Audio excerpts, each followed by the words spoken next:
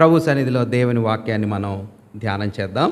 మన ధ్యానానికి ఈరోజు అంశం ఏమిటి అంటే అపోస్తుల కార్యాల గ్రంథంలో మొదటగా ప్రారంభం చేయబడినటువంటి యెరూషలేము పట్టణములో ప్రారంభం చేయబడినటువంటి యెరూషలేము సంఘంలో విశిష్టమైనటువంటి కొన్ని గుణలక్షణాలను గురించి మనం అధ్యయనం చేయాలి అని ఆశిస్తూ ఉన్నాం. దానికి సహాయార్థంగా అపోస్తుల కార్యాల గ్రంథం 2వ అధ్యాయం 43 నుండి 47 వచనాల మధ్యలో ఉన్నటువంటి భాగాన్ని మనం ధ్యానం చేస్తూ వచ్చాం. 43 మనం చదువుకుందాం. అప్పుడు ప్రతివానికిని భయము కలిగెను, మరియు అనేక మహత్కార్యములను సూచక క్రియలను అపోస్తలుల ద్వారా జరిగెను. విశ్వసించిన వారందరూ ఏకముగా కూడి తమకు కలిగినదంతయు సమిష్టిగా ఉంచుకొనిరి. ఇదియుగాక వారు తమ చర స్థిరాస్తులను అమ్మి అందరికిని వారి వారి అక్కర కొలది పంచిపెట్టిరి.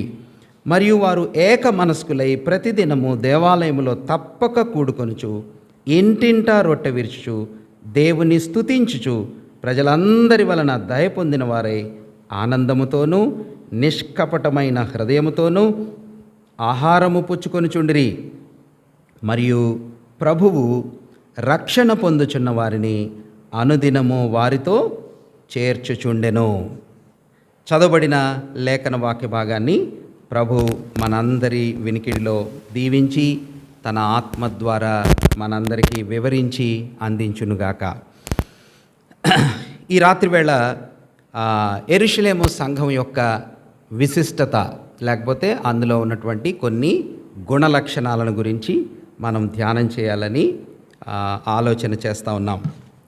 ఆఖరిసారి అంటే దగ్గర 2 వారాల క్రితం ఈ యెరూషలేము సంఘము లోపల వారికి బయట వారికి దేవుని యొక్క ప్రసన్నతను చూపిస్తూ భయం కలిగించింది అనే సత్యాన్ని మనం గుర్తు చేసుకున్నాం. మీ జ్ఞాపకం ఉంది కదా, యెరూషలేము పట్టణంలో ప్రభువు కొరకు నిలవబడి స్థాపించబడినటువంటి సంఘము లోపలోళ్ళకి భయం కలిగించింది. లోపలోళ్ళంటే నమ్మినోళ్ళకి, విశ్వాసులకి దేవుడు ఇక్కడ ఉన్నాడు, దేవుడు వీరి మధ్య ఉన్నాడు, ఆయన ప్రసన్నత ఉన్నది అనే భయము, అవగాహన, ధ్యాస లోపలి వాళ్ళకి కలిగింది. ఆ తర్వాత ఇంకెవరికి కలిగింది? బయట వారికి అంటే అవిశ్వాసులకు, నమ్మని వారికి కూడా దైవ భయం కలిగించింది ఈ సంఘము అనే సత్యాన్ని మనం గమనించాం. మాత్రమే కాకుండా యేసు ప్రభు వారి నామమున అనేకమైన మహత్కార్యాలు సూచక క్రియలు చేయటం ద్వారా ప్రభువు వీరితో ఉన్నాడు, ప్రభువు వీరి ద్వారా కార్యం చేస్తున్నాడు అనే రుజువు ఈ సంఘంలో కనిపించింది అనే సత్యాన్ని మనం గ్రహించాం. మీరు ఎవరైనా చెప్తారా అద్భుతాలు ఆశ్చర్యాలు ఎందుకు జరిగాయి? ప్రభువు చేసిన, ఆ తర్వాత అపోస్తలులు చేసిన, లేకపోతే పాత నిబంధన సమయంలో భక్తుడైన మోషే గారు చేసిన, లేకపోతే ఏలియా భక్తుని సమయంలో అద్భుతాలు జరిగిన, ఎలీషా భక్తుని సమయంలో అద్భుతాలు జరిగిన, పాత నిబంధనలో జరిగిన, క్రొత్త నిబంధనలో జరిగిన అద్భుతాలు ఎందుకొరకు జరిగాయి అని మనం ఊరికినే ఒక చిన్న డెఫినిషన్ని, వివరణని మనం చెప్పుకున్నాం. ఎందుకు జరిగాయి? 2:22 అపోస్తుల కార్యాల గ్రంథం 2:22 ఇశ్రాయేలు వారలారా ఈ మాటలు వినుడి, దేవుడు నజరేయుడగు యేసు చేత అద్భుతములను మహత్కార్యములను సూచక క్రియలను మీ మధ్యన చేయించి ఆయనను తన వలన మెప్పు పొందిన వానిగా మీకు కనుపరచెను. ఇది మీరే ఎరుగుదురు. తన వలన మెప్పు పొందిన వానిగా అనే మాటని మనమేం చెప్పుకున్నాం? తన వలన మెప్పు పొందిన వానిగా. దేవుడు నజరేయుడగు యేసు చేత అద్భుతములను మహత్కార్యములను సూచక క్రియలను మీ మధ్యన చేయించి ఆయనను యేసుప్రభు వారిని తన వలన మెప్పు పొందిన వానిగా మీకు కనపరిచెను. అంటే ఏంటన్న దాని అర్థం? చాలా రోజులు అయిపోయింది కదా. ప్రభువు అద్భుతాలు చేయటం ద్వారా తండ్రి అయిన దేవుని వలన మెప్పు పొందిన వానిగా, అంటే అప్రూవ్ చేయబడిన వాడుగా, అంగీకరించబడిన వాడుగా, రుజువు పరచబడిన వాడుగా, దృఢం చేయబడిన వాడుగా, ఈయన అధికారపూర్వకంగా దేవుని చేత అంగీకరించబడిన వాడు. దానికి చాలా విషయాలు మనం జతకూర్చుకోవచ్చు. ఒక పనికి ఇద్దరు వచ్చారు. మనకి చీఫ్ మినిస్టర్ గారి దగ్గర నుంచి ఈ సందేశాన్ని తీసుకొని మన దగ్గరికి ఇద్దరు వచ్చారు. ఇద్దరు చెప్పారు ఒక మాటని. ఎవరి మాటను మనం అధికారపూర్వకంగా నమ్ముతాం? ఇద్దరు వచ్చారు. సచివాలయం నుంచి చీఫ్ మినిస్టర్ గారు ఈ సందేశం మీకు చెప్పమన్నారండి అని ఇద్దరు వచ్చారు. ఇద్దరిలో ఎవరి మాటని మనం అధికారపూర్వకంగా నమ్ముతాం? Very good. ఆయన చేత్తో సిగ్నేచర్ ఎవరిదుంటే, లేకపోతే ఆయన స్టాంప్ ఎవరి దగ్గర ఉంటే, ఎవరు వేసి ఉంటే, మిగిలిన వాళ్ళు చెప్పినా కానీ మనం ఏం చేయక్కర్లేదు. అది నిజం కావచ్చు కానీ అధికారపూర్వకంగా మనం నమ్మటానికి లేదు. ఈ మాట ఆ భావాన్ని సూచిస్తుంది అన్నమాట. దేవుని వలన మెప్పు పొందినవాడు అంటే దేవుని వలన అంగీకరించబడినవాడు, ఈయనకే దేవుని అధికారం ఉంది అని తెలియచేయబడే రీతిగా ఒక ఆయనకి అద్భుతాలు చేసే శక్తిని దేవుడిచ్చాడు. మీరు గమనించండి. ఇప్పుడు నేను చెప్పా కదా, ఎవరెవరు చేశారు అద్భుతాలు? పాత నిబంధనలో మోషే టైంలో చేశాడు. ఎందుకు చేశాడు మోషే? Very good. అసలు ఎవరికి తెలియాలి ఈ మాట? దేవుడు నీతో ఉన్నాడు, ఆయన ప్రసన్నత నీతో ఉంది, దేవుని యొక్క అనుమతి అధికారం నీకుంది అని ఫస్ట్ ఎవరికి తెలియాలంటే ఆ వ్యక్తికే తెలియాలా, వెళ్తున్న ఆయనకే తెలియాలా. మోషే అన్నాడు, నాకు భయం వేస్తుంది, అసలు నువ్వు నాతో ఉంటావో లేదో నాకు అనుమానంగా ఉందంటే, నువ్వు భయపడక్కర్లా, నా సన్నిధి నీతో ఉంటుంది, నేను నీతో ఉంటాను, నేను నిజమైన దేవుణ్ణని రుజువుగా నువ్వు అర్థం చేసుకోవటానికి ఇదిగో నీ చెయ్యి ఇక్కడ పెట్టుకో, తీసేయి, నీ చేతిలో ఉన్న కర్రను కింద పడే, పాముగా చేయి, నీళ్లు చూడు ఎర్రగా మారుతాయి. దేవుని యొక్క ప్రసన్నతను రుజువు ఫస్ట్ ఆయనకి ఇచ్చాడు. తర్వాత ఫరో ముందుకెళ్ళు, దేవుడు నీతో ఉన్నాడు. నువ్వు చెప్పేవన్నీ ఎవరు చెప్పేవి? దేవుడు చెప్పేవి. ఎలా తెలుసు నువ్వు చెప్పేవి దేవుడు అని? ఇదిగో నువ్వు ఒక అద్భుతం చేయి. ఆ అద్భుతం అసాధారణమైన అద్భుతం జరగగానే ఇదిగో ఇది దేవుడు చెప్పాడని అవతల వ్యక్తి గుర్తిస్తాడు. ఏలియా ఎందుకని అగ్నిని కురిపించాడు? ఏలియా కర్మేలు పర్వతం మీద ఎందుకని అగ్నిని పరలోకం నుండి దహించేలాగా బలిపీఠం మీద కృమ్మరించాడు? ఎవరు దేవుడో మీరు చెప్పండి, రుజువు. దేవుడు నాతో ఉన్నాడా, మీతో ఉన్నాడా? మీరు నమ్మేది కరెక్టా, నేను నమ్మేది కరెక్టా? దేవుడు ఏ ప్రవక్త దేవుని ప్రవక్త? బయలు ప్రవక్తలు దేవుని వాళ్ళ? ఇదిగో ఒక్కడినిగా నిలబడ్డ నేను దేవుని వాడినా. ఎవరితో దేవుని సన్నిధి ఉంది? ఎవరు దేవుని వలన అంగీకరించబడినటువంటి ప్రవక్త? రుజువు కావాలంటే ఆ వ్యక్తి అద్భుతం చేస్తాడు. కాబట్టి ఈయనే దేవుని ప్రవక్త, ఈయనే దేవుని వలన అనుమతించబడినవాడు, ఈయనే దేవుని చేత అప్రూవ్ చేయబడినవాడు అని రుజువు పరచటం కొరకు పాత నిబంధనలో అద్భుతాలు జరిగాయి. క్రొత్త నిబంధనలో యేసయ్య వారు కూడా అందుకే చేశారు. దేవుడు నాతో ఉన్నాడు, దైవశక్తి నాతో ఉన్నది, దేవుని యొక్క సర్వసంపూర్ణత, దైవత్వం యొక్క సర్వశక్తి నాలో శరీర రూపంలో ఉన్నాను అని రుజువు చేయటానికి యేసయ్య అద్భుతాలు చేశాడు.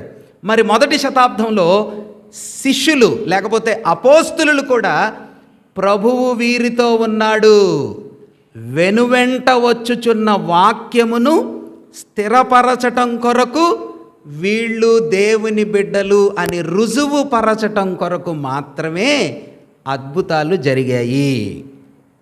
అంతేగాని అద్భుతాలు వాళ్ళ మినిస్ట్రీస్ని గొప్ప చేసుకోవటానికి,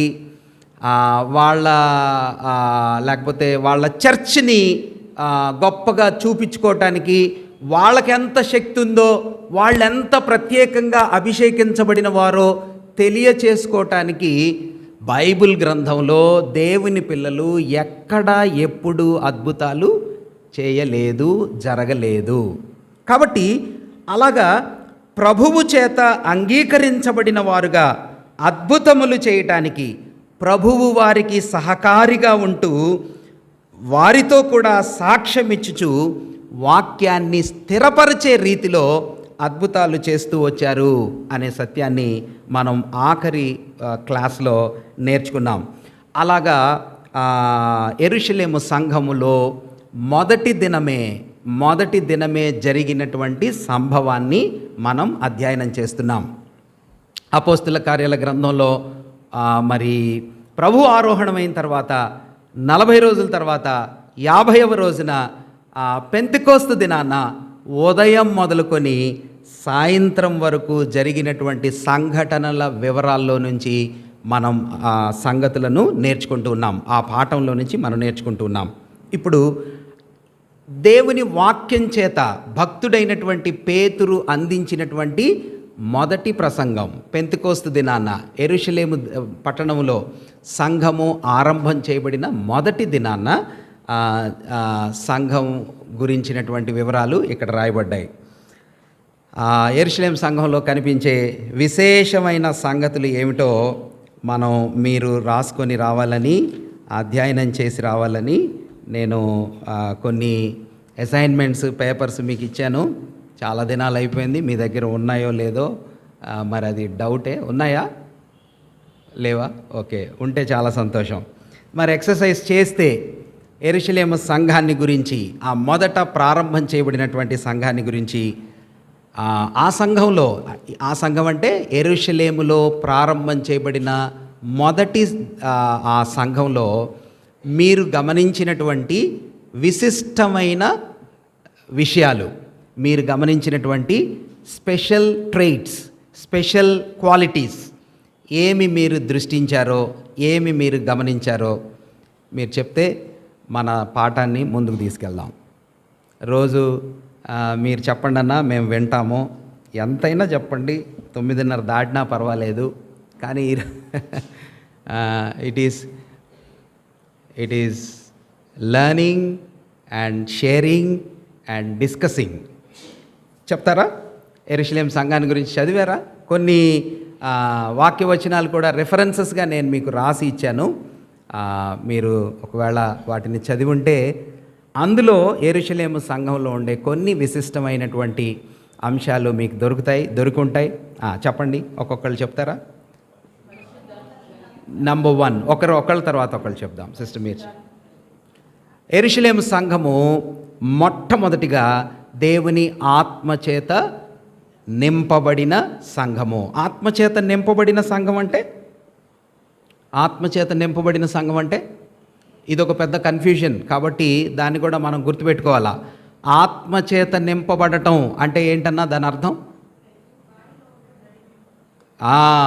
నియంత్రణ చేయబడటం. ఈ మాటలు బాగా గుర్తుపెట్టుకోండి. చాలామంది యూట్యూబ్స్లో కూడా వింటున్నారు. వాళ్ళు కూడా కొందరు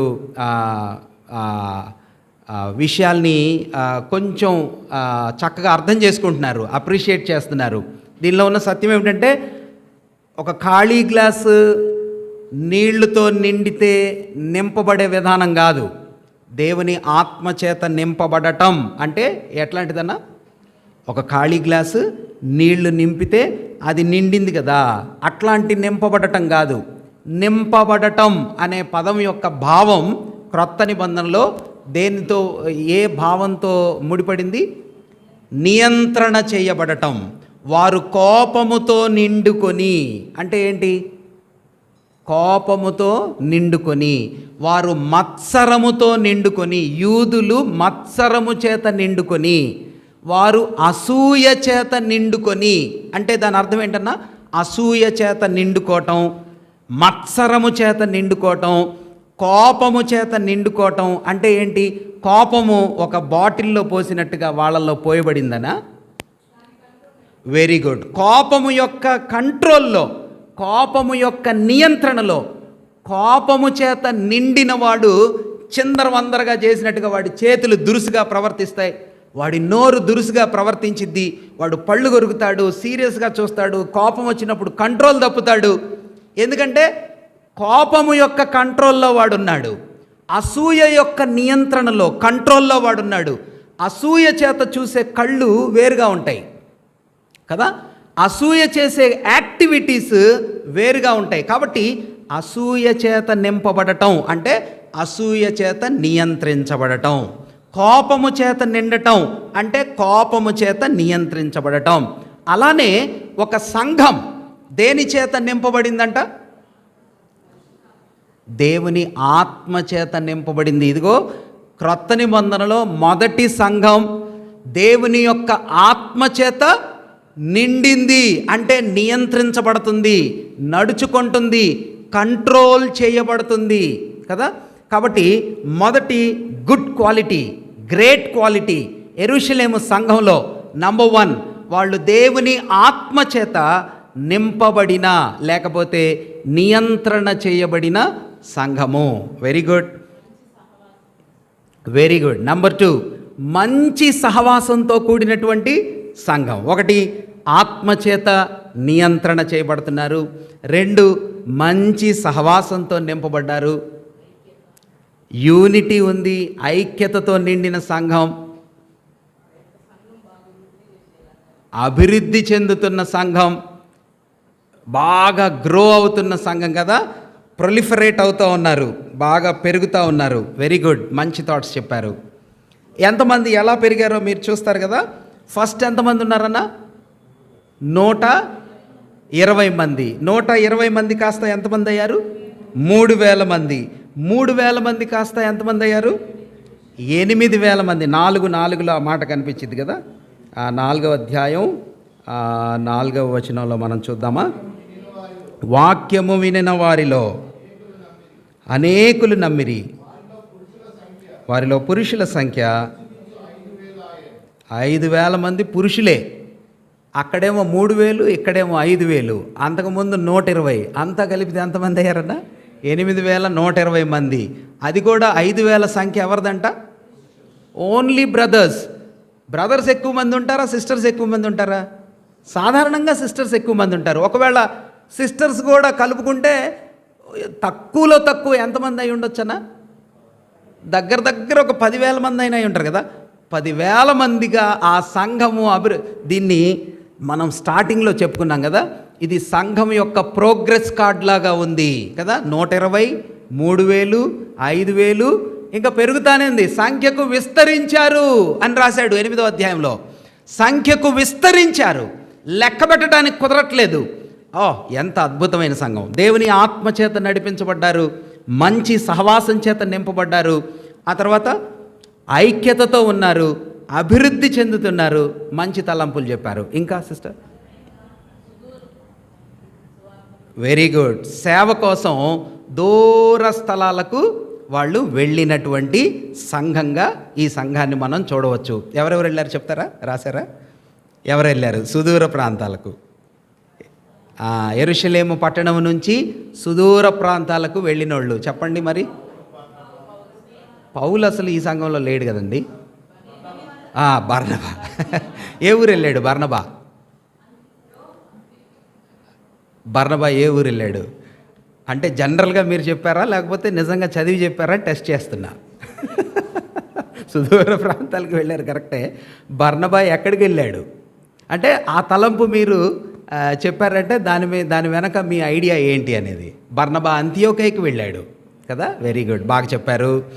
ఆ తర్వాత Philip. Yes, very good. Philip ఏ ఊరు వెళ్ళాడు? సమరైకి వెళ్ళాడు. ఆ తర్వాత శీలా, బర్నబా వీళ్ళు ఎక్కడికి వెళ్ళారు? అంతియోకైకి వెళ్ళారు. వెరీ గుడ్, బాగా చెప్పారు, మంచిది, గుడ్ థాట్. ఇంకా సుదూర ప్రాంతాలకు వెళ్ళారు, ఆత్మచేత నింపబడ్డారు, ఐక్యతతో ఉన్నారు, అభివృద్ధి చెందారు, మంచి సహవాసం ఉంది. ఎంత అద్భుతంగా ఉన్నాయి ఈ తలంపులు. హెల్ప్ చేశారు. ఎవరికి చేశారు హెల్ప్? ఒకరికొకళ్ళు చేసుకున్నారు. విత్ ఇన్ ద చర్చ్ సంఘం అంతటిలో ఒకరికొకరు సహాయం చేసుకున్నారు. చాలా మంచి తలంపు. ఎలా చెప్పగలరు ఒకరికొకరు సహాయం చేసుకున్నారని? చర స్థిర ఆస్తులను అమ్మి అందరూ సమిష్టిగా పంచుకున్నారంట. యెరూషలేంలో కరువు వచ్చింది కదా. ఒక దైవభక్తుడు ఏమని రాశాడంటే, మోస్ట్ ప్రాబబ్లీ యెరూషలేములో ప్రజలు పేదవాళ్ళు అయిపోవటానికి సాంఘికమైన కరువు ఒక కారణం. వీళ్ళు కూడా ఉన్నయన్నీ అమ్మేసుకొని అందరూ పంచుకొని ఒకరికొకరు హెల్ప్ చేసుకోవటం వల్ల కూడా విశ్వాసులు పేదలైపోయారు. అందుకనే భక్తుడైన పౌలు కొరింథీ పట్టణం నుంచి, మాసిదోనియా సంఘాల నుంచి దేవుని పిల్లల యొక్క అవసరతల కొరకు కొంత ఈవిని కలెక్ట్ చేసుకొని 3వ ప్రయాణం ఆఖరిలో యెరూషలేముకు వచ్చాడు అని కనెక్షన్ చూడండి. ఎందుకు వచ్చారు? యెరూషలేము వాళ్ళు ఎందుకు బేదలైపోయారు? ఇంకొక దైవభక్తుడు ఏమన్నాడంటే, యెరూషలేము సంఘం వాళ్ళే కాదు, పేదవాళ్ళు అయిపోయింది. మాసిదోనియా వాళ్ళ గురించి ఏం చెప్పారు? మాసిదోనియా వారు, మీరు చదవలేదా? దాతృత్వం ఉంది కదక్క, దాతృత్వంకి ముందేం చెప్పారక్క? వారు నిరుపేదలైనను అన్నాడా లేదా? మాట అన్నాడా? మరి చూద్దాం ఒకసారి. కొరింథీలకు భక్తుడైనటువంటి పౌలు రాసినటువంటి 2వ పత్రిక 8వ అధ్యాయం 1 నుంచి 2 వచనాలని మనం చూద్దాం. కొరింథీ 2వ పత్రిక 8వ అధ్యాయం 1, 2 వచనాలని అన్న చదువుతున్నారు. చదవండి అన్న. సోదరులారా, మాసిదోనియా సంఘములకు అనుగ్రహింపబడి ఉన్న దేవుని కృపను గూర్చి మీకు చెప్తున్నాను. ఎట్లాగంటే, వారు బహుశ్రమ వలన పరీక్షింపబడగా శ్రమలోనేమో సంతోషించారు, మరియు నిరుపేదలైనను. ఎట్లాంటిదంటన్నా? నిరుపేదలు దాతృత్వం కలిగి ఉన్నారంట, శ్రమలో సంతోషం కలిగి ఉన్నారు. కాంట్రాస్ట్గా ఉన్నాయి కదా. శ్రమలో ఉంటే ఏం చేయాలా? దుఃఖపడాలా, ఏడవాలా, డిప్రెస్ అయిపోవాలా. కానీ శ్రమ కలుగుతూ ఉంటే వీళ్ళు హ్యాపీనెస్ అధికం అవుతుందంట. అంటే శ్రమ పెరుగుతూ ఉంది, ఆనందం ఏమవుతుంది? సంతోషం కూడా పెరుగుతుంది. సాధారణంగా అట్లా ఉంటుందా? శ్రమ పెరుగుతూ ఉంటే సంతోషం ఏమైపోయింది? తగ్గిపోయింది కదన్నా. అప్పుల బాధలు పెరుగుతూ ఉంటే సంతోషంగా ఉంటామా? చెప్పండి. ఉద్యోగం పోయింది, మరి ఫీజులు కట్టలేకపోతున్నాం, కష్టాలు పెరుగుతున్నాయి, సంతోషం పెరిగిద్దా తగ్గిద్దా? తగ్గిపోయింది. అసలు మనకైతే చిన్న విషయం వస్తే చాలు పూర్తిగా తగ్గిపోయింది. నాలాంటి వాళ్ళకి, మీలాంటి వాళ్ళకి మరి నాకు తెలీదు. Simple things causes us to have lot of sorrow. కానీ ప్రభు అంటున్నాడు, మాసిదోనియా వాళ్ళకి శ్రమ పెరుగుతూ ఉంటే వాళ్ళ హ్యాపీనెస్, సంతోషం కూడా పెరుగుతూ ఉంది. రెండోది ఏంటంటన్నా? పేదరికం పెరుగుతుంది వాళ్ళకి. పేదరికం పెరుగుతూ ఉంటే ఇవ్వటం కూడా ఎట్లాగన్నా ఇది? యెరూషలేము వాళ్ళు అందరికి ఇచ్చుకొని పేదోళ్ళు అయిపోయారంట. మాసిదోనియా వాళ్ళు అందరికీ ఇచ్చి కిందకి పూరైపోయారు, పేదవాళ్ళు అయిపోయారు. మాసిదోనియా వాళ్ళు అంటే ఎవరు అనుకుంటున్నారు ఇప్పుడు? యూరోపియన్ కంట్రీస్ వాళ్ళు, ఐరోపా దేశస్థులు అప్పుడు దేవునికి ఇచ్చి ఇప్పుడు ఏమైపోయారు? Richest countries. ఎంత ఆశ్చర్యమో చూడండి. ఇప్పుడు అఫ్కోర్స్ యెరూషలేంలో ఉన్న విశ్వాసులు ఇప్పుడు లేరులేండి. ఇజ్రాయెల్ దేశం కూడా, యెరూషలేం పట్టణం కూడా మోస్ట్ డెవలప్డ్ కంట్రీ కదా. సరే, దేవునికి ఇచ్చే విషయంలో కూడా, అందరికీ సహాయం చేసుకునే విషయంలో కూడా వీళ్ళు నంబర్ 1 పొజిషన్లో ఉన్నారు. వెరీ నైస్ సిస్టర్, మంచి థాట్స్ చెప్పారు. ఇంకా వాక్య పరిచర్య బాగుంది, గుడ్, చాలా బాగా చెప్పారు. ప్రార్థనలో స్ట్రాంగ్ ఉన్నారు, వాక్యంలో స్ట్రాంగ్ ఉన్నారు, ఇంకా ఎడతెగక ఉన్నారు, అన్సీజింగ్, ఎవ్రీ టైం ప్రార్థన, వాక్యము, సహవాసంలో ఇన్వాల్వ్డ్గా ఉన్నారు. వెరీ నైస్, మంచి తలంపులు, గుడ్ గుడ్ గుడ్ గుడ్ అద్భుతమైన విషయం. ఈ సంఘంలో ఎవరున్నారమ్మా? కొందరు పేర్లు చెప్పండి, నాయకుల పేర్లు. వెరీ గుడ్ అన్న. మొదటి నాయకుడు ఎవరు? యాకోబు భక్తుడు. ఈ సంఘానికి సంఘ కాపరి ఎవరన్నా? యాకోబు దైవభక్తుడు. అఫ్కోర్స్ భక్తుడైన పేతురు అసలు సంఘానికి రిబ్బన్ కట్ చేశాడు. ఈ బండ మీద పేతురు భక్తుడే పునాది స్థాపన చేశాడు. పేతురు ప్రారంభం చేసినటువంటి ఆ సంఘంలో ఒక మంచి కాపరిగా, ఒక మంచి నాయకుడిగా, ఒక మంచి సారథిగా యెరూషలేము సంఘాన్ని వదిలిపెట్టకుండా అంటి పెట్టుకొని ఆఖరి దాకా పనిచేసిన ఆయన ఎవరన్నా? భక్తుడైన యాకోబు. ఎలా చెప్పగలరు? ఆ యాకోబు వేరమ్మా. ఖడ్గం చేత ఓహో, మీరు అట్లా, ఓకే, అదొక కన్ఫ్యూజన్ ఉందా? భక్తుడైనటువంటి శిష్యులలో, అంటే ప్రభుని వెంబడించినటువంటి శిష్యుల్లో ఈ పేర్లు చాలా కన్ఫ్యూజన్గా ఉంటాయి. అందువల్ల మనకు కూడా కన్ఫ్యూజన్ అయిన మరియలు బోల్డ్ అంతమంది ఉంటారు, యాకోబులు బోల్డ్ అంతమంది ఉంటారు, ఇట్లాగ ఉంటారు.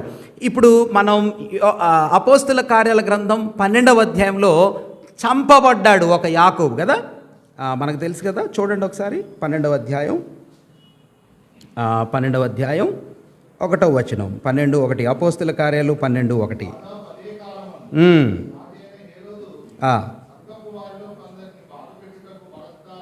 బలాత్కారంగా పట్టుకొని ఎవరమ్మైనా.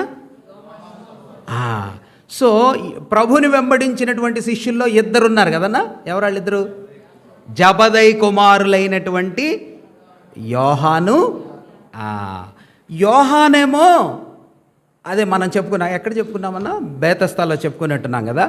ప్రభుని వెంబడించిన వాళ్ళల్లో మొట్టమొదటి వాడు శిష్యుడైన యోహాను, అంటే రచయిత అయిన యోహాను. ఫస్ట్ డే వచ్చాడు, లాస్ట్ డే దాకా ప్రభుని వెంబడించాడు. అంటే ఆఖరిలో చనిపోయిన శిష్యుడు ఎవరు?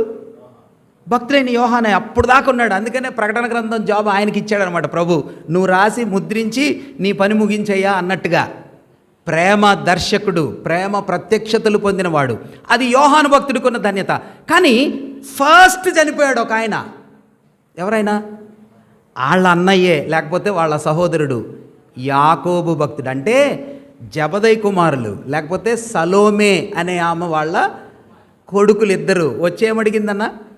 ప్రభువా, నా కొడుకుల్లో ఒకడు రైట్ సైడ్ ఉండాలా, ఒకడు ఈ లెఫ్ట్ సైడ్ ఉండాలా, కుడివైపు ఉండాలా, ఎడం వైపు ఒకడు ఉండాలా అని అడిగింది కదా. వాళ్ళలో మొదటివాడు ఫస్ట్ ప్రభు దగ్గరికి వెళ్ళిపోయాడు.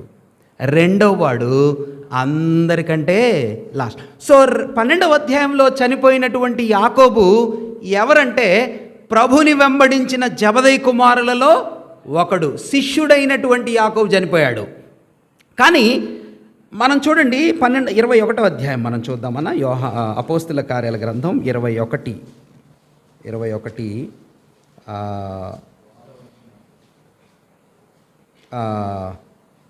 18 చదువుదామా? 21:18, 17:18 చదవండి అన్న.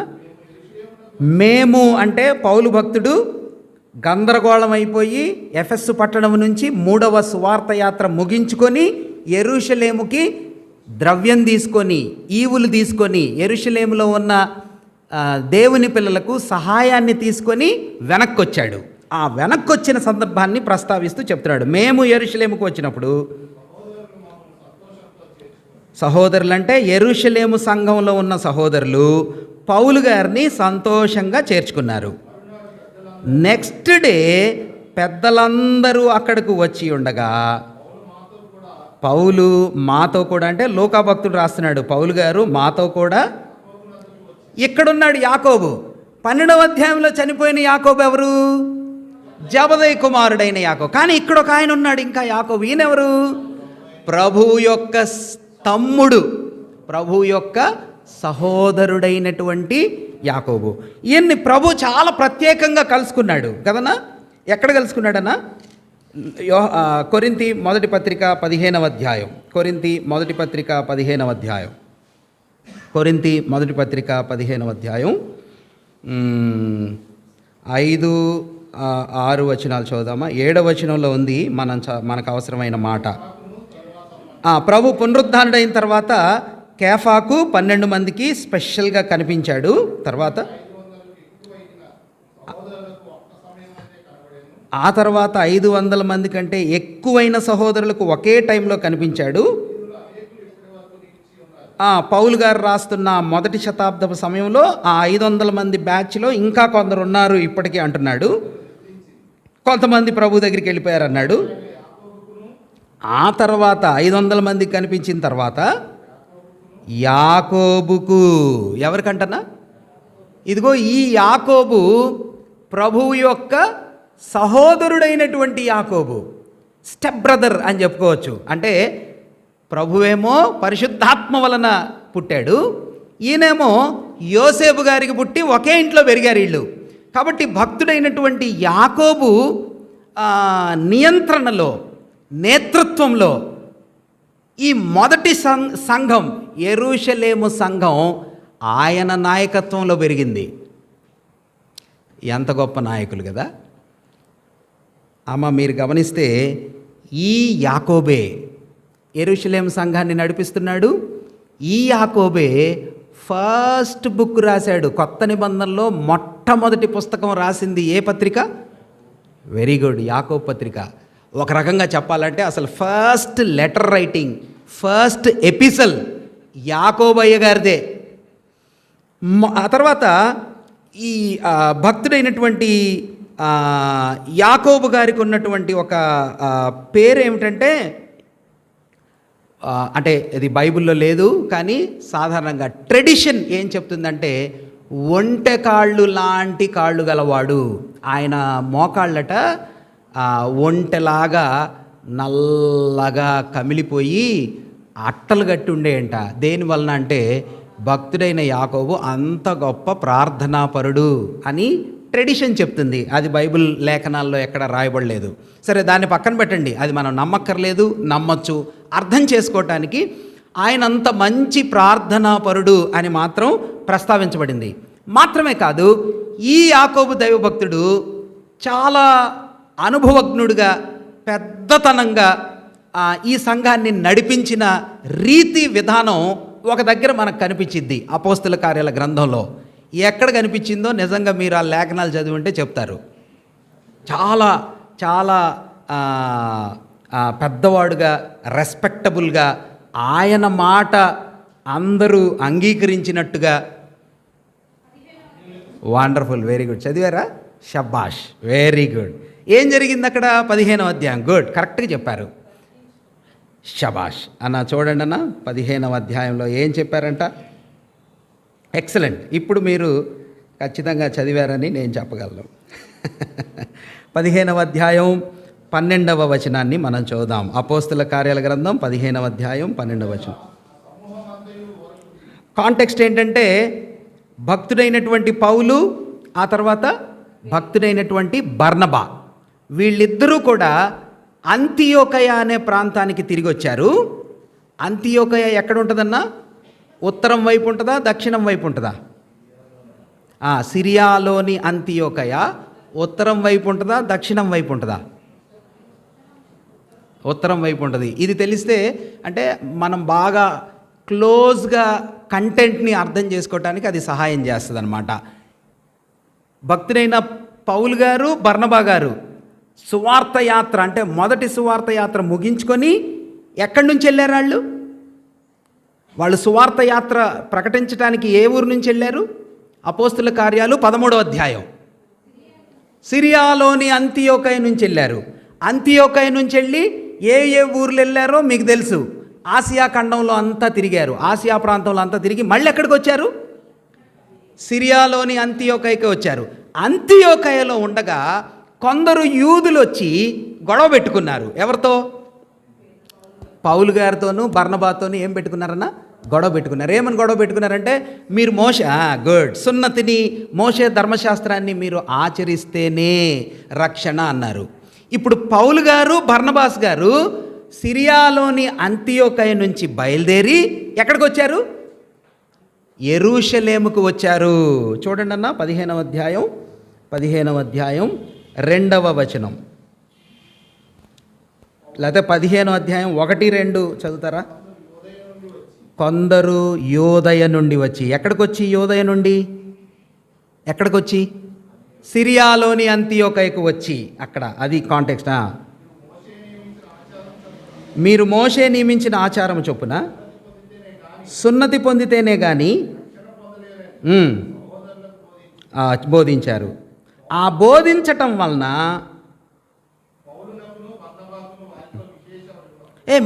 మీరేంటి ఇలా చెప్తున్నారు అని పౌలు భక్తుడు బర్నబా భక్తుడు వాళ్ళతో ఏం చేశారన్నా ఆర్గ్యుమెంట్ జరిగింది, తర్కించారు. ఆర్గ్యుమెంట్ వాళ్ళతో వీళ్ళకి వాదన జరిగింది. అప్పుడు ఏ అంశం? ఇప్పుడు వాళ్ళు చెప్పేది కరెక్టా, మేం చెప్పేది కరెక్టా? మేమంటే పౌలు బర్నబాలు చెప్పేది కరెక్టా, లేకపోతే యోదయ నుంచి వచ్చినటువంటి వీళ్ళు చెప్పే మాట ఎవరి సిద్ధాంతం కరెక్ట్, ఎవరు చెప్పేది నిజం, ఏది అనుసరించాలా? ఇది క్వశ్చన్ అక్కడ, ఇది ప్రాబ్లం అక్కడ. ఈ అంశాన్ని రిజాల్వ్ చేయటానికి, ఈ సమస్యని పరిష్కరించటానికి ఎవరు వచ్చారన్నా? ఇప్పుడు చదవండి. పౌలునకును బర్నబాకును వారితో విశేష వాదమును తర్కమును కలిగినప్పుడు ఈ అంశము విషయమై పౌలు బర్నబా తమలో మరికొందరును యెరూషలేమునకు అపోస్తలుల యొద్దకును పెద్దల యొద్దకును వెళ్ళవలనని.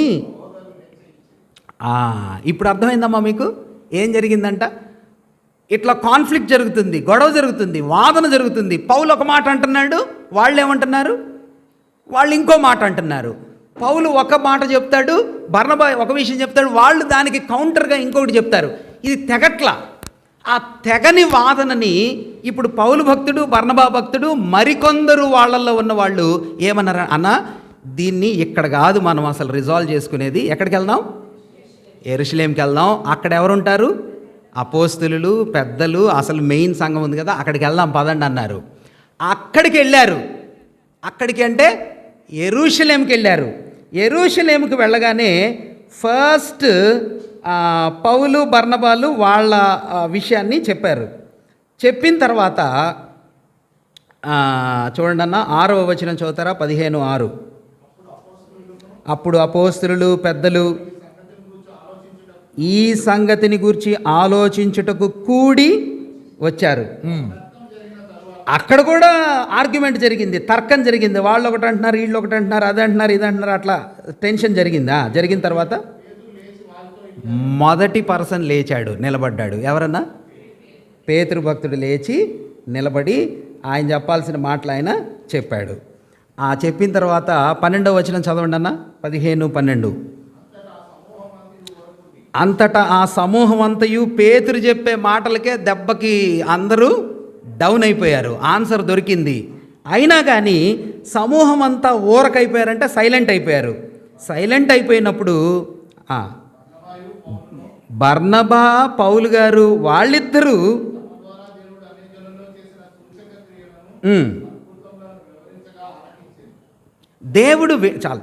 దేవుడు వీళ్ళ ద్వారా ఫస్ట్ ఎవరు మాట్లాడారు? పేతురు గారు మాట్లాడి ఆయన చెప్పే ఆన్సర్ ఆయన చెప్పాడు. ఆయన చెప్పిన తర్వాత ఇదిగో ఇప్పుడు పేతురు గారు చెప్పారు కదా, మరి మా దగ్గర కూడా మాతో కూడా ప్రభు ఇలాగ చేశాడు, అద్భుతాలు ఆశ్చర్యాలు అన్యజనుల్లో చేశాడు. మరి దేవుడు అన్యజనులకు కూడా ఈ మోషే ధర్మశాస్త్రాన్ని ఆచరిస్తేనే రక్షణ కలిగిద్ది అంటే ఎందుకు చేస్తాడు ఆయన అక్కడ? కాబట్టి అది అక్కర్లేదు. ధర్మశాస్త్రము, సున్నతి, మోషే యొక్క విధానాలు అన్యులకు ఆపాదించనక్కర్లేదు. రక్షణ కృప ద్వారా విశ్వసిస్తే చాలు అనే సత్యాన్ని పేతురు ఫస్ట్ రుజువు చేశాడు బోధన ద్వారా. పౌలు బర్నబాలు వాళ్ళ అనుభవం ద్వారా రుజువు చేశారు. ఇప్పుడు ఇంకా ఫైనల్గా ఒక ఆయన లేశాడు. ఆయన చూడండి అన్న, ఎవరు? 13. ఫస్ట్ పేతురు చెప్పాడు, తర్వాత బర్నబా పౌలు గారు చెప్పారు. వాళ్ళందరూ ఆపేసిన తర్వాత ఫైనల్గా ఎవరు లేశారన్న? ఎంత గ్రేట్ మ్యాన్ కదా, ఎంత మంచి పెద్దరికమో చూడండి. అప్పుడు యాకోబు భక్తుడు లేచి ఆయన చెప్పాల్సిన మాటలు, ఆ తర్వాత ఆయన చెప్పదలిచినటువంటి మాటల్ని చక్కగా ఆయన లేఖనాలను ఆధారం చేసుకొని చెప్పాడు. ఆ చెప్పినటువంటి ఆ మాటలని అపోస్తలులు ఏం చేశారన్నా? ఏం చేశారంటే 23వ వచనం మనం చూద్దామా? 23 15, 23 23 వీరు రాసి వారి చేత పంపినదేమనగా. ఏం చేశారంటే వీళ్ళు ఫస్ట్ పేతురు లేచి నిలబడ్డాడు, ఆయన చెప్పాల్సింది చెప్పాడు. తర్వాత బర్నబా, పౌలు గారు లేచి వాళ్ళు చెప్పాల్సిన అనుభవపూర్వకమైన ప్రాక్టికల్ మ్యాటర్స్ వాళ్ళు చెప్పారు. వీళ్ళిద్దరూ అయిపోయిన తర్వాత ఫైనల్గా ఎవరు లేచారు? యాకోబు చెప్పిన తర్వాత ఇంకా చాలు, దీని గురించి ఆర్గ్యుమెంట్ ఏం అక్కర్లేదని ఆయన చెప్పిన తర్వాత ఫైనల్గా ఏం చేశారన్న? ఒక డ్రాఫ్ట్ చేశారు కదా, లెటర్ డ్రాఫ్ట్ చేశారు. డ్రాఫ్ట్ చేసి 22 చదువుదాం. అప్పుడు సహోదరుల్లో ముఖ్యులైన బర్సబ్బా అను మారు పేరు గల యోదాను శీలను తమలో ఏర్పరచుకొని పౌలుతోనూ బర్నబాతోనూ అంతియోకయకు పంపుట యుక్తమని అపోస్తలులకును పెద్దలకును సంఘమంతటికిని తోచెను. తోచినందువలన వీరు వ్రాసి వారి చేత పంపినదేమనగా, అంటే లెటర్ రాసి ఫైనల్గా అంతియోకయకి పంపించారు. ఎవరి నాయకత్వంలో సిగ్నేచర్ చేసి ఉంటారు? సంఘ పెద్ద ఆయన ఎవరు సంతకం చేసి ఉంటారన్నా? వావ్, చూసారా ఎంత బాగుందో. ఒక సంఘం, ఒక దేశం, ఏదైనా ఒక దేవుని యొక్క గుంపు, దేవుని పిల్లల యొక్క గుంపు దేని మీద ఆధారపడి ఉంటుందంటే, దేని మీద ఆధారపడి ఉంటుంది? దేని మీదన్నా భయపడకుండా చెప్పండి. గుడ్, నాయకత్వం మీద ఆధారపడి ఉంటుంది. నాయకుడు ప్రార్థనాపరుడైతే సంఘమంతా ప్రార్థనాపరులు ఉంటారు.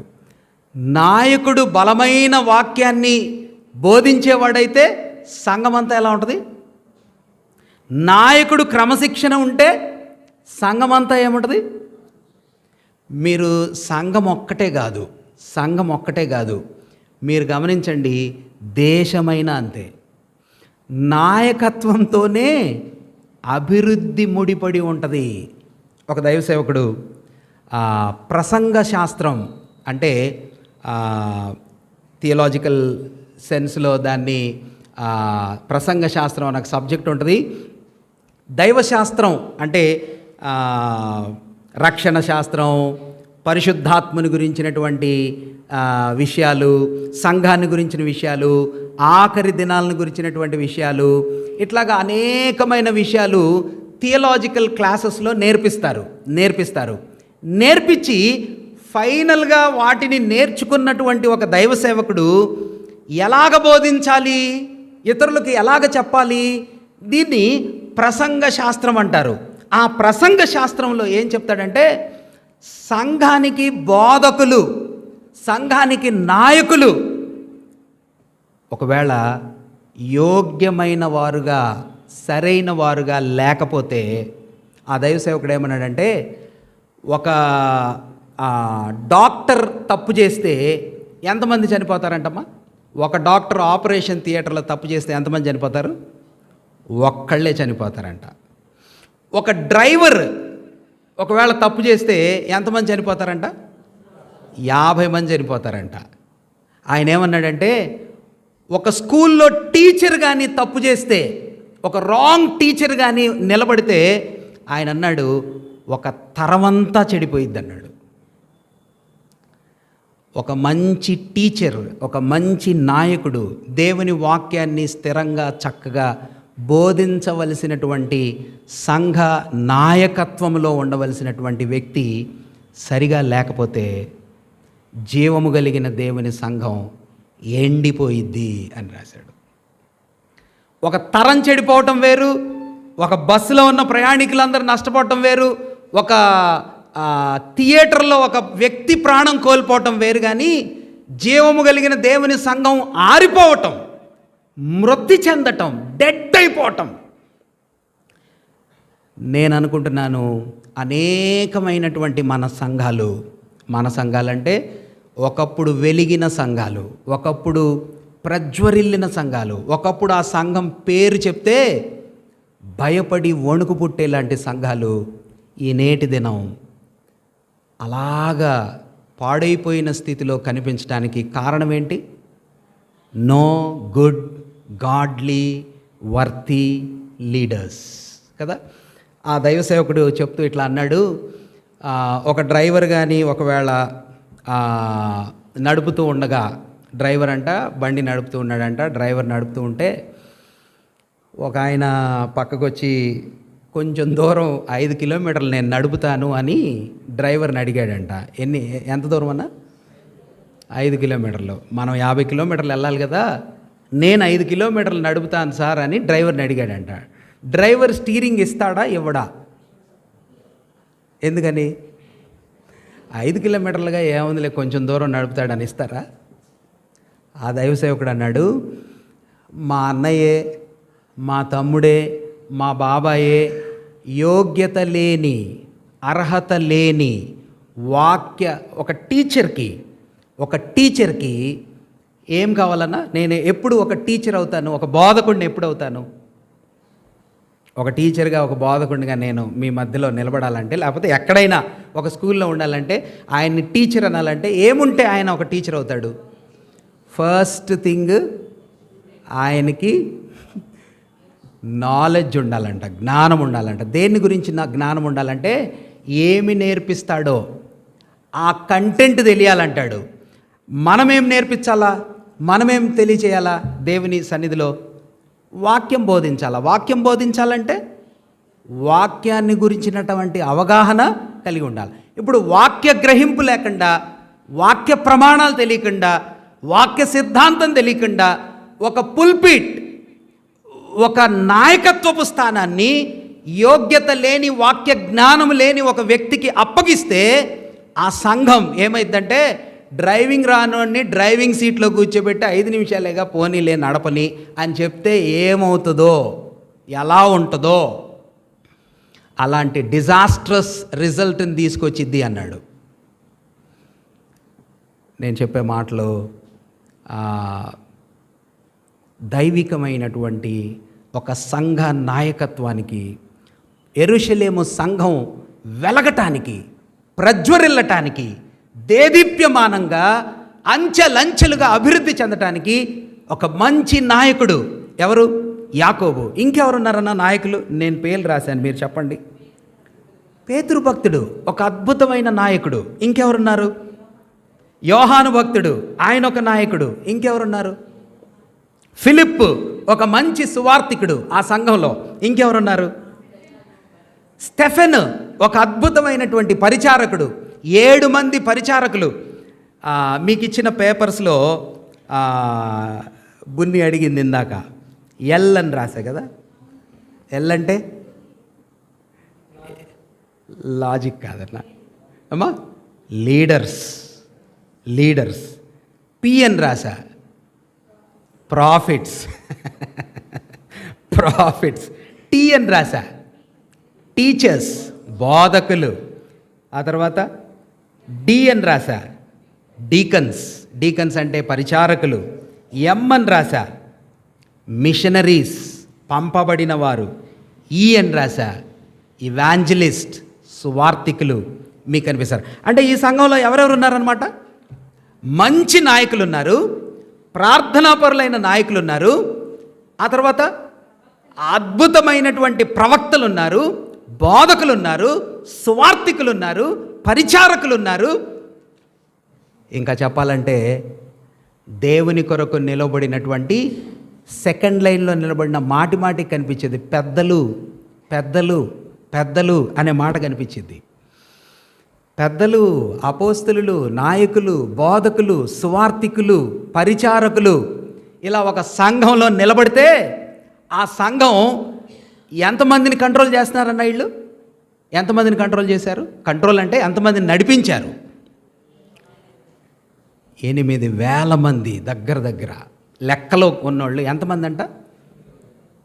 ఇక్కడి నుంచి ఏదైనా ఊరు పోవాలంటే 2 ఆటోలు మేనేజ్ చేయడానికి నేను తల్లకిందులు అవుతాను. నేను చేయలేక మోహనన్నకు అప్పగించా. మోహనన్న చక్కగా చేస్తారు, కానీ పాపం అన్న కూడా చాలా కష్టపడుతున్నాడు, నాకు తెలుసు ఆ బాధ. ఎన్ని ఆటోలు? 2 ఆటోలే. 2 ఆటోలు. బేతేస్తే వాళ్ళు మాట వింటారు, కొంచెం వాళ్ళు చెప్పినది వెంటనే చేస్తారు.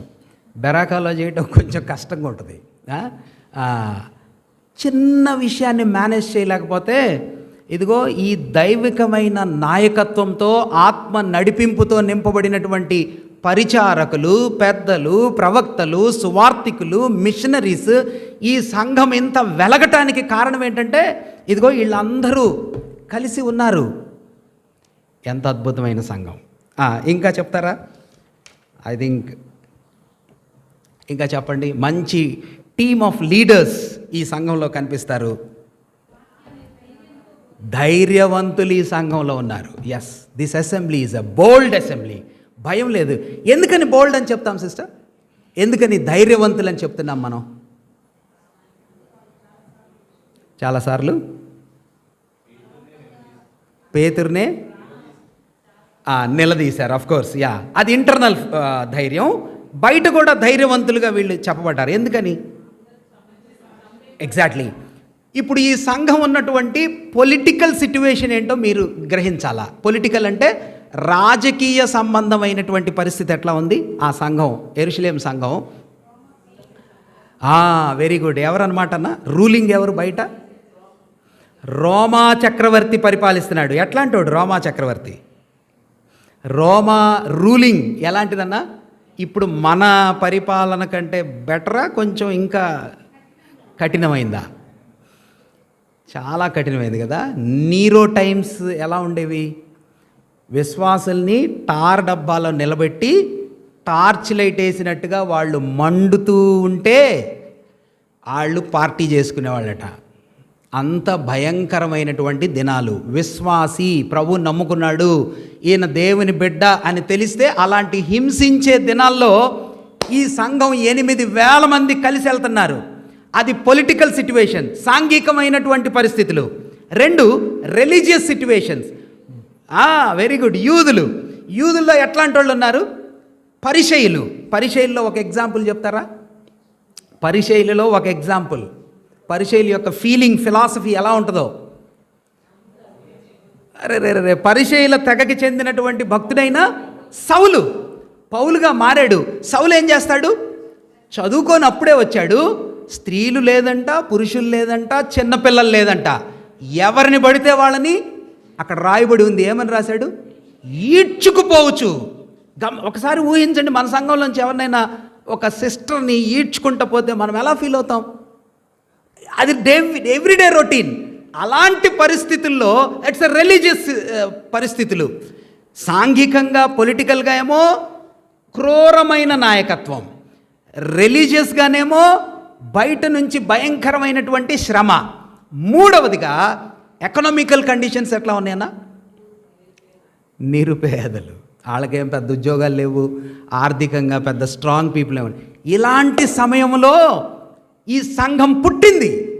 ఇలాంటి సమయంలో ఈ సంఘం ప్రభు కోసం ఏర్పాటు చేయబడింది.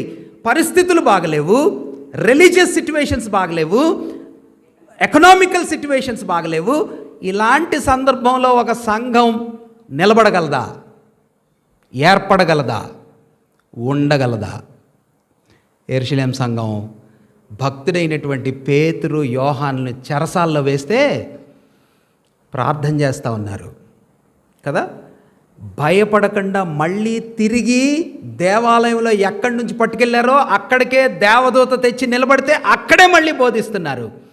మీ బెదిరింపులకు భయపడం అని చెప్పారు కదా. యెరూషలేం సంఘం very strong and bold assembly. Very good, మంచి మాట చెప్పారు. ఇంకా ఒక ప్లాన్ ఉంది ఆ అసెంబ్లీకి. ఎలా చెప్పగలరు సిస్టర్? ఏం ప్లాన్ ఉంది? ఎస్, బాగా హోంవర్క్ చేశారు అయితే.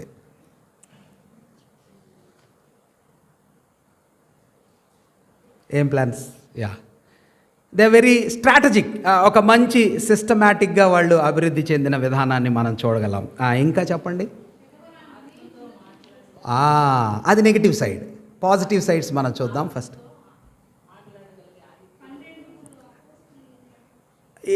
సంఘంలో అది నాయకత్వం, గుడ్ ఆర్డర్లీ ఆర్గనైజ్డ్ లీడర్షిప్ ఉన్న సంఘం అని చెప్పుకున్నాం కదా అమ్మా. ఘనపరచబడ్డారు. యా యా ఇంకా వాక్యానికి లోబడతారు. నేను అందుకే చెప్పా, బిబ్లికల్ టెర్మినాలజీ కాకుండా మామూలుగా సరళంగా రాయండి అని చెప్పా. అంటే ఈరోజే రాసి ఉంటారు కొన్ని కదా. వెరీ గుడ్, 3 వారాలకి. గుడ్ గుడ్ గుడ్, షబాష్ అన్న. బ్రదర్స్ చెప్పండి, కిషోర్ అన్న మీరు చెప్పండి, ఏమేం తలంపులు మీరు చెప్పండి సంఘం గురించి, యెరూషలేము సంఘం గురించి. రాశారా? రాయలేదు. ఓకే అన్న. బాబు పిల్లలు మీరు రాయలేదు. Sagar of course. ఓకే. ఇంకెవరైనా చెప్తారా సిస్టర్స్లో? హతసాక్షులు, బోల్డ్నెస్లో వస్తుంది, ధైర్యంగా సాహసోపేతంగా ప్రభు కోసం నిలబడిన సంఘం అని చెప్పచ్చు. వీళ్ళు బేసికల్గా యూదుల మధ్యలోనే. యెరూషలేము సంఘం అంటే it's all amongst the juice. అమ్మా మీరు రాయలేదా అని? అమ్మా వాగ్దానం పొందుకున్న సంఘం. Yeah, theological words. Yeah good. Okay సరే, నేను కొన్ని మాటలు చెప్తాను లాస్ట్ 5 minutesలో. నాకు ఈ సంఘంలో గొప్ప మాట ఏం కనిపించింది అంటే, డబ్బులు బాగా ఉన్నాయి కదా ఈ సంఘం దగ్గర, అందరు తెచ్చిచ్చారు. అమ్మా ప్రేమతో ఉన్న సంఘం. యా, మంచి విందులు చేసుకునేదాం. నాకేమనిపించిందంటే 3,000 మంది, 5,000 మంది, 8,000 మంది ఇట్లా సంఘం పెరుగుతూ ఉంటే ఫస్ట్ ఏమని తలంపు రావాలన్నా? విస్తరిస్తుంది. ఏం కావాలి మనకి? భోజనాలకి ఏర్పాట్లు చేస్తున్నారు. నెక్స్ట్ నాకు అనిపించింది, అన్న వీళ్ళు మందిరం కట్టుకోలేదు ఎందుకు? ఏం కావాలన్నా? ఒక మందిరం కడితే బాగుండు కదా. ఇంతమంది మనం పక్కన ఏం మందిరం ఉంది? యెరూషలేము దేవాలయం ఉంది. ఇప్పుడు వీళ్ళు కొత్తగా దేవుని పిల్లలుగా విస్తరిస్తూ ఉన్నారు. వీళ్ళకి ఏం కావాలి ఫస్ట్? అసలు ఈ అసెంబ్లీకి ఏం లేదన్నా, షెల్టర్ లేదు, బిల్డింగ్ లేదు, మైక్ లేదు, ఇంకేం లేదు, వ్యాన్ లేదు. ఈ అసెంబ్లీ మీర్ ఫిజికల్ నీడ్స్కి, భోజనాలకి, సమిష్టిగా అవసరతలు తీర్చబడటానికి ఆలోచన చేశారు, కానీ లగ్జరీస్ గురించి అసలు వీళ్ళు పట్టించుకోవాలా? అంటే బిల్డింగ్ ఉండకూడదా? ఉండాలా? అఫ్కోర్స్. యా, మినిమం ఆత్మీయతలో, అంటే భౌతికమైన అవసరతలు తీర్చబడాలా, ఆత్మీయమైన విషయాలకు ప్రాధాన్యతనివ్వాలా? మనం చూస్తాం, రొట్టె విరచటం, ప్రార్థన చేయటం, వాక్యం చెప్పటం, సహవాసం ఉండటం, సువార్త చెప్పటం, ఆ తర్వాత బోధించటం, ఈ యాక్టివిటీస్ ఎక్కువగా జరుగుతున్నాయి. కానీ ఏ యాక్టివిటీస్కి వీళ్ళు ప్రాధాన్యతనివ్వలేదంటే భౌతికమైనటువంటి అవసరతలు, వాటికి అంత పెద్ద ఇంపార్టెన్స్ ఈ సంఘం. అఫ్కోర్స్ ఈ రోజుల్లో ఏసీ కావాలా, పరిస్థితులు మారిపోయినాయి, వయసులు పెరుగుతూ ఉన్నాయి, అనేకమైన విషయాల చేంజెస్ మనం చూస్తున్నాం. కానీ ఒక సంఘానికి ప్రాముఖ్యంగా ఉండాల్సిన ప్రాథమికమైన ఒక గొప్ప క్వాలిటీ ఏంటంటే, that assembly should have spiritual priorities. అన్నా ఏం ప్రయారిటీస్? ఆత్మీయమైన ప్రాధాన్యతలు కావాలా, శారీరకమైన ప్రాధాన్యతలు 2వ లైన్లో ఉండాలా. అన్న ఇప్పుడు ఒక మీటింగ్ చేశాము, ఒక మీటింగ్ చేస్తే భోజనాలు ప్రాముఖ్యమా, వాక్యం ప్రాముఖ్యమన్నా? నిజంగా చెప్పండి, 2 ప్రాముఖ్యమేనా? నిజమే, ఒక్కొక్కసారి అలా అనిపిస్తుంది, కానీ నిజానికి వాక్యమే ప్రాముఖ్యం. ఒకవేళ వాక్యానికి ప్రాధాన్యత ఇవ్వటం వల్ల మీకు ఓన్లీ పెరిగే దొరికిందనుకోండి, అమ్మా ఓన్లీ పెరుగుతోనే అన్నం తినాల్సి వచ్చింది. దేనివలన? వాక్యం వినటం వలన. లేకపోతే వాక్యానికి మనం ప్రాధాన్యత ఇవ్వటం వలన మనం ఈరోజు ఓన్లీ పెరిగేసుకొని తినాల్సి వచ్చింది.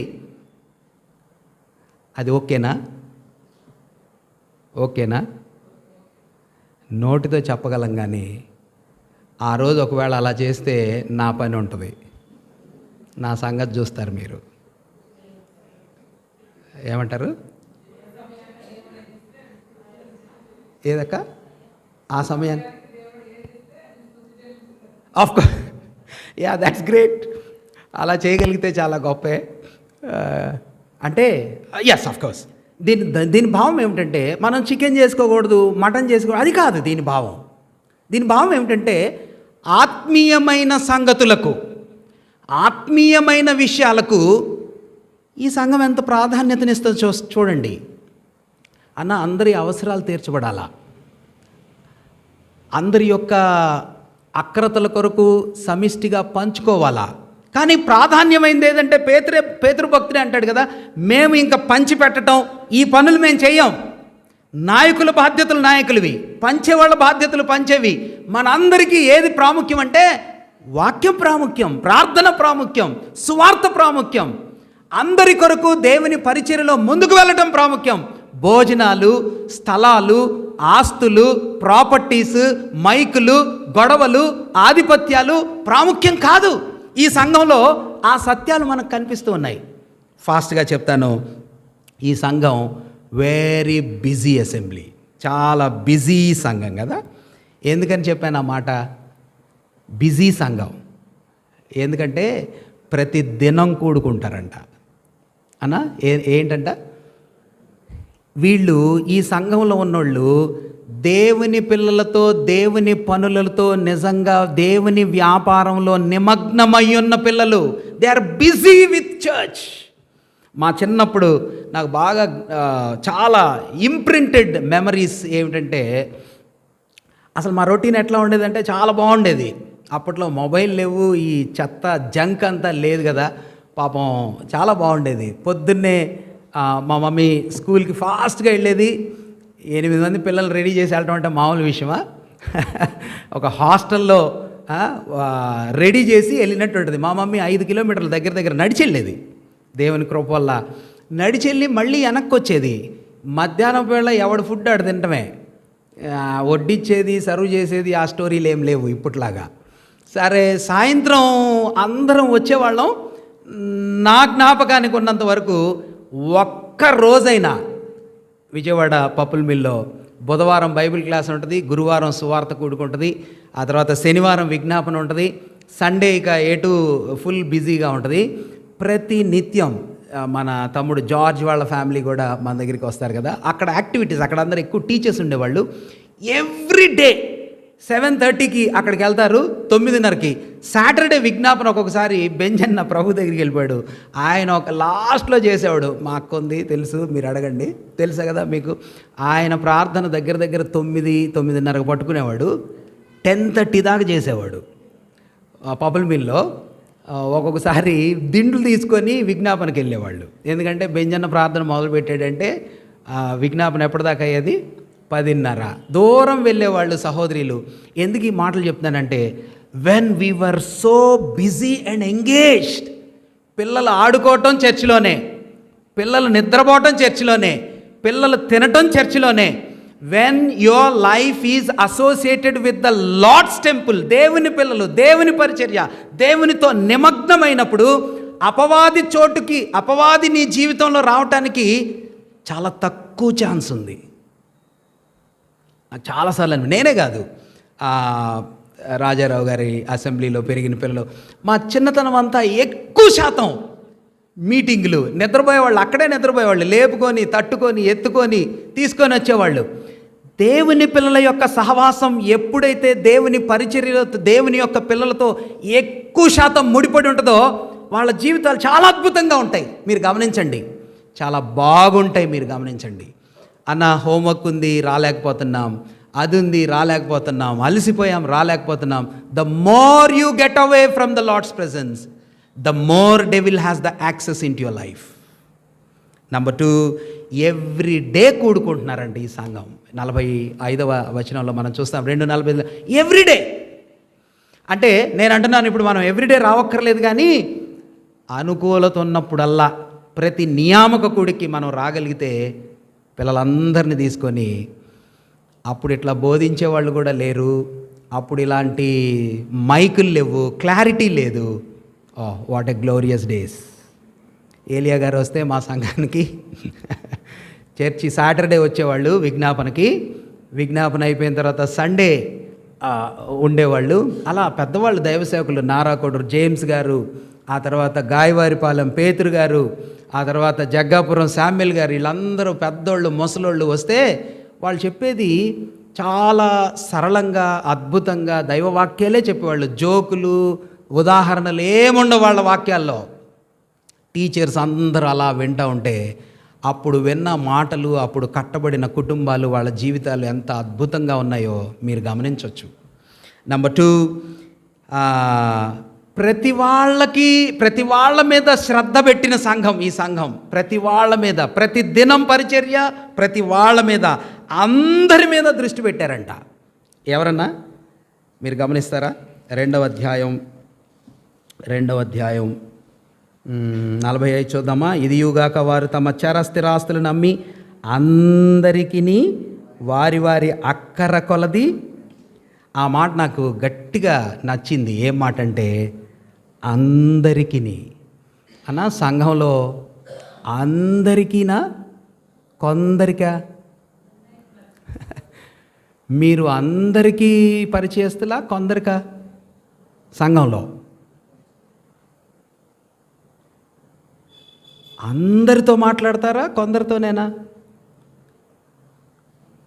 అందరికీ వందనాలు చెప్తారా కొందరికేనా? మా స్థాయి కాదండి, మా రేంజ్ కాదండి, మా కులం కాదండి, మా ఇల్లు లేకపోతే మా ఊరు కాదండి. ఎంత ఆశ్చర్యం కలిగే మాట అంటే అందరికీ. ఎంతమంది అన్నా ఉంది అక్కడ సంఘంలో? 8,000 మందిలో మరి ఎట్లాంటి వాళ్ళు ఉన్నారో, చేపలు పట్టేవాళ్ళు కదా, పేతురు భక్తుడు, వీళ్ళందరంట అన్న అదిగో పలానా సహోదరుడు చాలా చిన్నోడు, ఆయనకి పలానా అవసరతలు ఉన్నాయి, మనందరం కలిసి చేద్దామా? పలానా విధవరాలు ఉంది, ఆమెకి 2 పిల్లలు ఉన్నారు, వాళ్ళ కోసం మనం చేద్దామా? అందరూ ఇంపార్టెంట్ సంఘంలో. ఇట్స్ నాట్ కొందరు అనే అంశంతో కూడిన సంఘ సత్యం సిద్ధాంతం లేదు. It's all. Assembly is meant for everyone కదా. అందరి కోసం దృష్టి పెట్టిన సంఘం ఇది. ప్రతిరోజు బిజీగా ఉంటారంట, ఆ తర్వాత అందరి గురించి ఆలోచిస్తారట. అందరూ మాట్లాడుకుంటారు, అందరూ వందనాలు చెప్పుకుంటారు, అందరూ పలకరించుకుంటారు, అందరి గురించి ఒకళ్ళొకళ్ళు. వావ్, ఎంత బాగుంది ఈ సంఘం, మంచిది. అన్ని వాక్య నియమాలను పాటించే సంఘం. అన్ని వాక్య నియమాలంటే బాప్తీసం తీసుకోవాలా, రక్షణ పొందాలా, ఆరాధన చేయాలా, సువార్త చెప్పాలా, ప్రార్థన చేయాలా, సహవాసం ఉండాలా. Every spiritual doctrines were followed in this assembly. మరి మన అసెంబ్లీ, మన సంఘం రక్షణ పొందకపోయినా పర్లేదన్నా, ఏం కాదులేండి, నడవనివ్వండి, పర్లేదా? ఈ సంఘం అలా లేదు. ఫస్ట్ రక్షించబడ్డారు, తర్వాత బాప్తీసం తీసుకున్నారు, తర్వాత రొట్టె విరుస్తున్నారు, తర్వాత అపోస్తలుల బోధలో పెరుగుతున్నారు, స్వార్థ చెప్తారు, ప్రార్థనలో ఉంటారు, సహవాసంలో ఉంటారు. What a powerful assembly! దేవుని పిల్లల యొక్క సంఘం, దేవుని పిల్లల యొక్క సహవాసంలో there is a pattern, there is a system. దేవుని యొక్క వాక్య నియమాలు చెప్తున్నాయి. బాప్తీసం తీసుకోవాలా, రొట్టె విరవాలా, ప్రార్థన చేయాలా, సువార్త చెప్పాలా, రక్షణ అనుభవం ఉండాలా. ఇవన్నీ మాకు పర్వాలేదండి, అక్కర్లేదంటే కుదరదు. సింపుల్గా దీని ప్రారంభం బాగుంది, స్టార్టింగ్ బాగుంది, సైజ్ బాగుంది, స్ట్రాంగ్ ఇన్ స్పిరిచువాలిటీ, ఆత్మీయంగా బలంగా ఉంది, వాక్యలేఖనాల్లో బలంగా ఉంది, పంచుకునే విషయంలో బలంగా ఉంది, సేవ చేసుకునే విషయంలో బలంగా ఉంది. ఆ తర్వాత త్యాగపూరితంగా ఈ సంఘం ఉంది. నిలబడి ప్రభు కోసం ధైర్యంగా ఉండే విధానంలో బాగుంది. మాత్రమే కాదు, సరళత్వం కదా, సింప్లిసిటీ అంటే చాలా దీనత్వం. సమస్యలని సాల్వ్ చేసింది ఈ సంఘం. ఈ సంఘంలో ఉన్న నెగిటివ్స్ మీరు చూశారు. ఏమున్నాయన్నా ఈ సంఘంలో నెగిటివ్స్? పార్షియాలిటీ ఉంది, తర్వాత గాసిప్ ఉంది, ఆ తర్వాత కొంచెం ఆచారాల మీద అటు ఇటు ఊగిలాడినట్టుగా ఉంది. అలాంటివి మనలో కూడా ఉండొచ్చు. అలాంటివి తీసేసుకుని స్ట్రాంగ్గా ఉన్నటువంటి రైట్ థింగ్స్ని మనం అడాప్ట్ చేసుకొని ప్రభు కోసం నిలబడటానికి ప్రభు ఈ తలంపులు మనందరి వినికిడిలో దీవించునుగాక. ప్రార్థన చేద్దాం. జీవం గల తండ్రి, మీకు స్తోత్రాలనైనా మేము విన్న మాటలు మా హృదయంలో ఫలింపు చేయండి. అవసరతల్లో, అనారోగ్యతల్లో, తొందరపాటులో ఉన్న కుటుంబాలకు మీరు సహాయం చేయండి తండ్రి. బలహీనతల్లో ఉన్న వారికి కృప చూపించండి ప్రభువా. ముందున్న దినాల సేవ కొరకు మీరు మమ్మల్ని సిద్ధపరచమని మా జీవితాలు మీ చేతులకు అప్పగించుకుంటూ యేసు ప్రభు వారి అద్వితీయమైన నామంలో మా దీనస్తుతులు సమర్పించి ప్రార్థించి వేడుకుంటున్నాం పరమ తండ్రి.